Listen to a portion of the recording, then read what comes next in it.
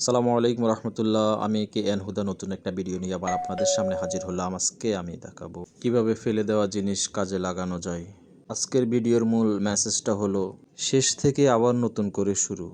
আমরা যখন হতাশায় ভুগি, ডিপ্রেশনে ভুগি, তখন আমরা মনে করি সব কিছু শেষ হয়ে গিয়েছে। শেষ বলে কিছু নেই, শেষ থেকে আবার নতুন করে শুরু করা যায়, এটাই বাস্তব।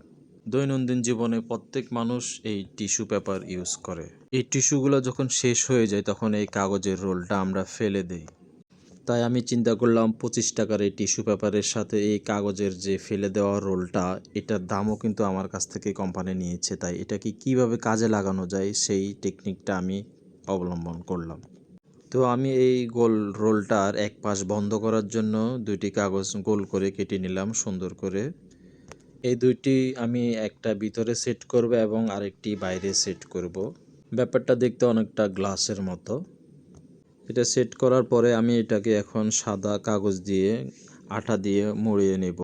কাগজের কাজ শেষ হলে আমি এটাকে রং করে নেব নিজের ইচ্ছে মতো, যেমন খুশি তেমন সাজো। রং করার জন্য আপনাকে পেইন্টার হতে হবে না, আপনার ইচ্ছা শক্তিটাই এখানে মূল বিষয়।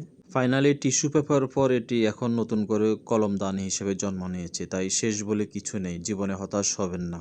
ভিডিওটি লাইক কমেন্ট শেয়ার করুন।